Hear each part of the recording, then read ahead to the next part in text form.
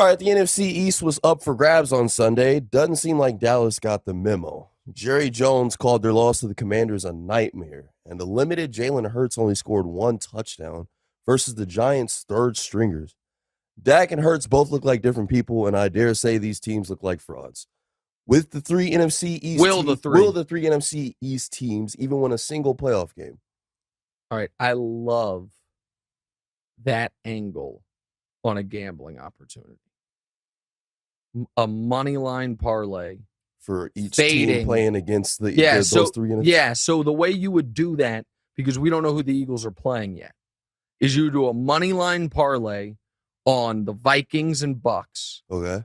And whatever you win, you would set aside and then put that exact amount on whoever the Eagles are playing in round 2, which would probably be Tampa. Yeah. All right, so the Giants, actually, of the 3 NFC East teams, the Giants comported themselves the best this weekend. They were playing all their backups in a game they didn't need at all. Philly had to have it, and it's a 6-point game, and they're onside kicking at the end. It's a hell of a job by the Giants. Great job by us. One of our 11 correct picks was plus 14. Giants plus 14, way too many points. It was plus 16.5 by kickoff once Jalen was playing. If you're Philly, you got to be concerned. You're playing your worst football at the end of the year. Hurts does not look right, and maybe he'll get right in the next 2 weeks, but who knows? And whomever you play in round 2, by definition, will be coming off their best moment of their season. You're not going to be playing Seattle because the Niners are going to annihilate Seattle. So in round 1, you will either be playing the Giants, a divisional rival who knows you and just played you tough with their backups. Daniel Jones is rubbing his hands right now. Oh, okay, like that meme, the Birdman meme.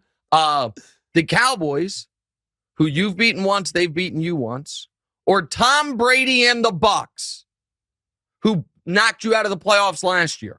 If you're Philly, I know Eagles fans hate me and they don't like to hear me saying it, but you've been staring one and done in the face for weeks. And now it feels like it's coming closer. Then there's the Cowboys, DeMonte. That was a mortifying performance. Yeah. And you can't even give them the excuse of, well, once they saw Philly was all, running away with the Giants game, they stopped. No. Because the Giants were in a better position to beat Philadelphia and open up the NFC East for the Dallas than Dallas was to beat Washington, who kicked their ass for 60 minutes. Worst Dak Prescott game maybe ever. Another pick 6 by him. Sam bleeping Howell cut up the Cowboys' pass defense. It was pathetic. That game. You played all your starters. You treated it like it was important because it was. It is the worst possible way to go into the playoffs. And it shows such to me, emotional immaturity by that football team. To not be able to, because the way they played, to me, it was like, all right, yeah, we know if we win and if the Giants, and if we win and if the Eagles lose, yeah, we win the division, but the Eagles aren't going to lose, and so whatever. You've got to be able to lock in. Yeah. And Dak's interception problem is bananas. Yeah. The guy tied for the league in interceptions. He missed a third of the season. So, everybody is making the point. I shouldn't say, I understand the point of usually the league leader in interceptions are the best quarterbacks. And so right now this year, the guys with the most picks, Dak Prescott, Davis Mills, not one of the best quarterbacks. Kirk Cousins, fine. Derek Carr, not one of the best quarterbacks. But then Josh Allen, Matt Ryan, come on, man. Aaron Rodgers, Patrick Mahomes, Joe Burrow. Those are the guys on your list, right? But those guys played 15, 16, 17 games. Dak played 12 games. Yeah. Had 15 picks. Dallas has to be terrified. Here is the silver lining for Dallas. Everybody knows Jerry Jones has loved Sean Payton for a long time. Given how they played that game, if the Bucs beat them, I think they might fire McCarthy and give Sean Payton $20 million. And I think if you're Sean Payton, you kind of have a quarterback if you go there.